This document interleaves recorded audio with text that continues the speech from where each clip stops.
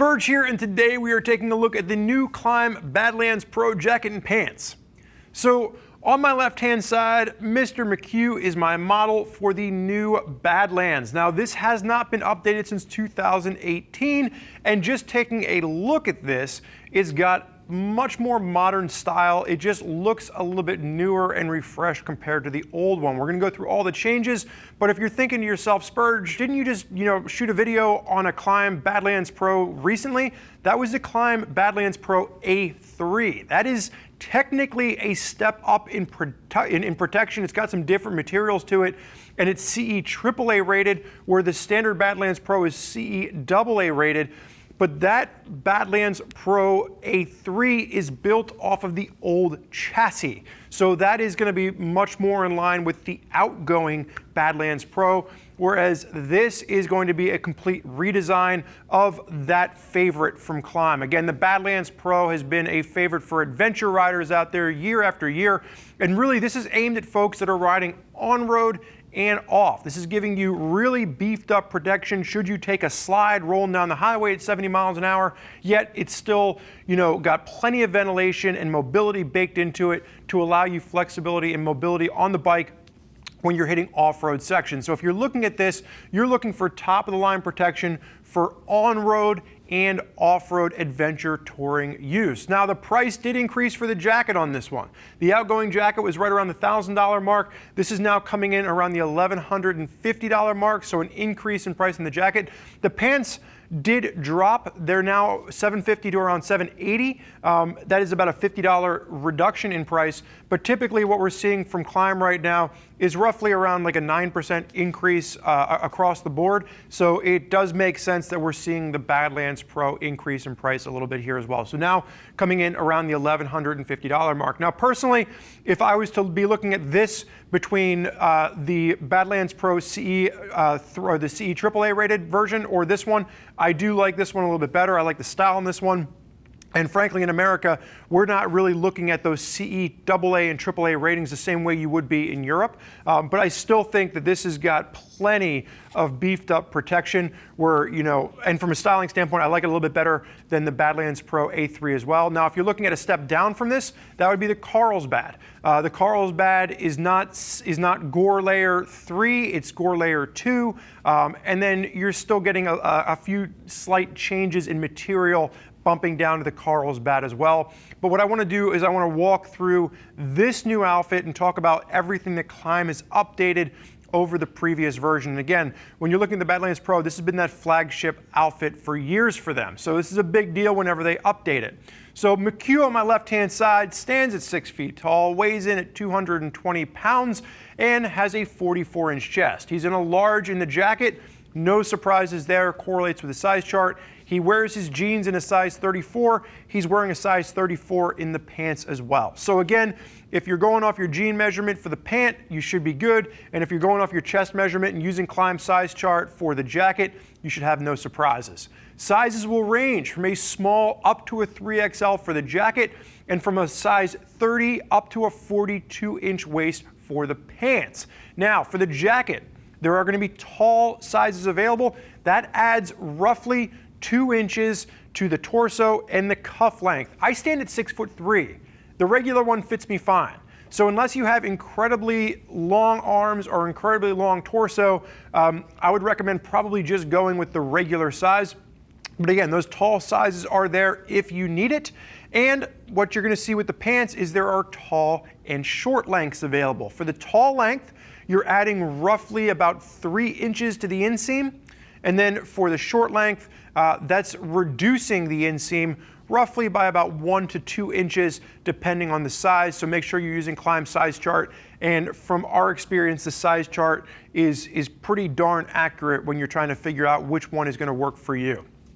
So as we work our way through this, the main thing that you're going to see is the material has changed. It's now going to be utilizing a lot of 630D ripstop. It's a Cordura ripstop, and really it's a minor change, but if you're looking at this compared to the old version, it has a nicer hand to it. It doesn't look as bulky, the ripstop isn't as noticeable, and it just adds a bit of a sleeker look to the jacket itself. Now, Coming down the sleeve, you're still gonna have that super fabric in your impact zones. You're gonna have a little bit of a change to the design of the Klim logo, which we'll see here in a minute. And then you're getting plenty of that 3-layer Gore-Tex. That's gonna be the whole 3-layer Pro shell. A lot of stretch material as you work through this as well for an increased range of mobility. We're gonna have some adjusters that have changed here. So let's start with the cuff and let's work our way through this. So a little bit of neoprene at the cuff, or the collar here. This hasn't changed, so you still have these pullbacks here. So if we just unzip the jacket just a hair, you can use these little pullback hooks, and this just allows you to keep the jacket open in the warmer months of the year. And you can kind of see here as it hooks through, it just holds that in the open position, giving you just that breathability if you're riding and it's not raining. We'll unhook that for a second and just zip that back up. But again, coming down the side, pops reflective have been added at the shoulder blades. Super fabric has been kind of redesigned for both the shoulder and the elbow. And then as you get yourself down the arm, you have CE level 2 armor included at the elbows and the shoulders. And this is going to be the same D3O armor that we've seen in the past. This is going to be the CE level 2 Aero Armor, which is designed with Klim in partnership with D3O. And nice breathable armor, very flexible. And again, this is going to be a carryover from the previous version. So nothing has changed with the level of protection the armor is providing. What has changed is you now are going to have a bicep adjuster. And while this helps to kind of hold the material down a little bit, because the arms, in my opinion, are a little bit bulky, there does seem to be a bit of excess here at the arms. For those of you that hit the gym aggressively, you're going to be very happy with this. For people like Pat McHugh and myself, there is a little bit of extra room here, and the bicep adjuster really does help with that. The other thing it does is it helps to hold that vent open when you're riding. Now the idea here is that all of these vents, there's going to be 12 vents total on this jacket with both intake and outtake, or intake and exhaust rather, but all the vents are going to be then waterproof. So once you zip those up, this is going to be a waterproof jacket. And remember with Gore-Tex, especially with Gore-Tex Pro 3-layer, this is guaranteed waterproof for life. That's Klim's biggest claim with integrating the Gore-Tex with this particular piece. When you get down to the forearm, you're still going to have that forearm adjuster, and then you're also going to have that 2-way zip at the cuff on this. What has changed is you're going to get a little pop of leather at the bottom of the cuff. This is, again, a bit of an addition over the previous version, which just had the textile material running down to the cuff, which was a bit rough and uncomfortable at the edge, so that leather just adds a bit of comfort there. Now, as we take a look down the chest, the one thing to note here is that on the previous version, the Badlands, the Spot Tracker, Garmin Tracker Pocket was relocated over to the right bicep. The idea here is that Klim said that helped with signal. Well, that did help with signal. What they were hearing from their customers were when folks were tumbling and crashing off their motorcycle and they would land on their shoulder, they would actually smash and break their tracking device, whether they're using a Spot or a Garmin. So they said, well, that really doesn't do us any good. We're going to move the pocket back over to the left breast, and you're going to see that right now. There's also a little rubberized tag there that says SOS, which means that's your SOS pocket. The one thing I didn't like here is I'm guessing to save money, they just took that same little rubberized tab and they just put SOS on all the pocket tabs. So you've got an SOS tab down there, you have an SOS tab over on the left pocket, and then an SOS tab here. This is the only one that's really designed for that Spot or Garmin tracking device. So that is your true SOS pocket. There is going to be a little side pocket behind that. That is not waterproof, but Klim did go ahead and they added a Napoleon Pocket right on the inside that is behind that Gore layer. That is going to be your Napoleon waterproof pocket. So the front one is not. The other call out here too, these are going to be vents. These are not pockets, so you're going to see those are your direct vents that bypass the Gore layer.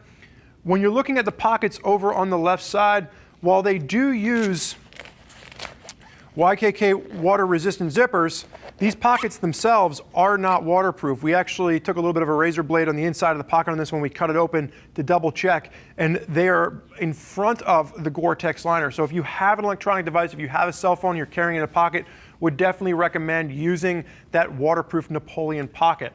The other thing you're going to see added to the chassis on this is going to be the MOLLE webbing on the right breast. So whether or not you're actually hanging anything off of here, I can't imagine riding down the road where I've got my keys on a lanyard, you know, flapping off or flying off on a carabiner rather.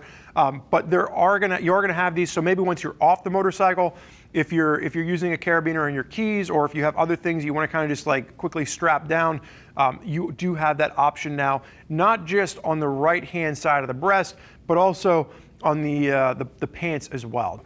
So when you're looking at the front, again, bicep vents, you're going to have a side vent over here which helps to direct airflow into and underneath your arm, and then you are going to have the front vents as well. So maximize venting on the Badlands Pro, really no changes there. We've expected this to be a jacket that vents really well, but just keep in mind in the summer months, this is still going to be a relatively warm piece if you're not moving. Because of the layers of Gore-Tex here, it is going to be breathable, but you want to make sure you're utilizing all those vents to keep airflow pushing through. McHugh, strike the riding position for me. So one of the things that has been added to the back is you've now got these shoulder gussets at the back, and they did a really cool job of hiding the pops or reflective underneath those gussets. So when you're in the riding position, that exposes the reflective material, also helps with that range of motion. In the past, one of my biggest complaints with the Badland is that it feels big and heavy and bulky. Some of these small little changes have helped with the range of motion. It helps the jacket feel lighter and more manageable when you're wearing it. You know, that's one of the things that I really did like about the Carlsbad. If you step down to the Carlsbad, it's a lighter jacket. It's easier to use if you're doing that on-road, off-road. The Badlands really is that maximized, beefed up protection. But with some of these simple little changes and tweaks, they've helped to make the Badlands Pro feel, you know, a little bit lighter and a little bit more manageable for day-to-day use. Now, exhaust vent on the back of the arm, on the back of the bicep, but the real change you're going to see here is in that super fabric that we talked about. You're going to have the big K on the elbow. That, from a styling perspective, previously was located up on the top of the arm. The top of the arm now, the super fabric up at the shoulder, now has Klim working its way across. So really just kind of simple little branding hits there and cues. I like it. I think it looks a little bit more sophisticated than the previous version. But again, really just small tweaks and changes from a stylistic perspective. McHugh, go ahead and face backwards for me.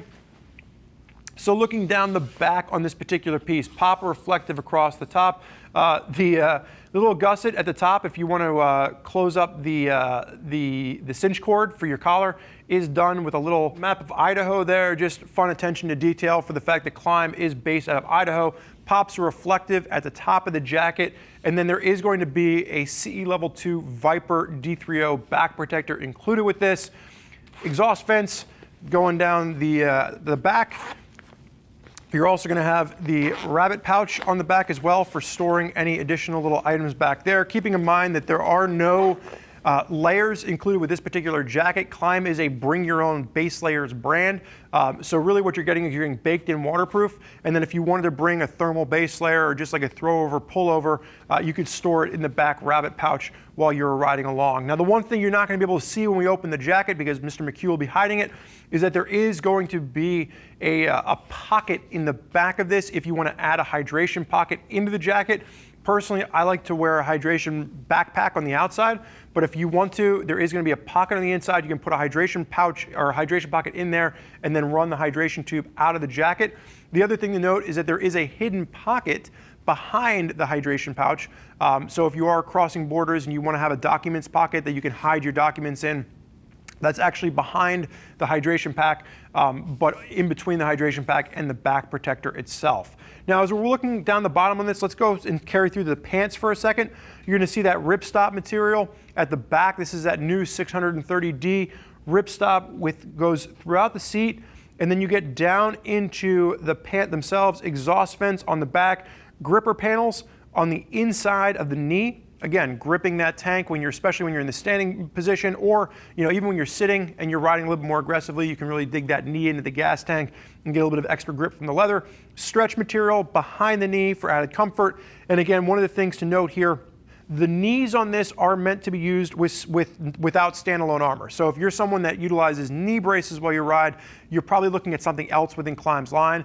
This is really, again, that street and off-road functionality, which means that your armor is going to be baked into the knee, and it's going to be that same D30 CE Level 2 armor that we talked about as well. So while I have tried using these with standalone knee braces, it just becomes a bit too tight and too bulky, especially with that Gore 3-layer waterproofing that's thrown in there. McHugh, go ahead and face forward for me and unzip.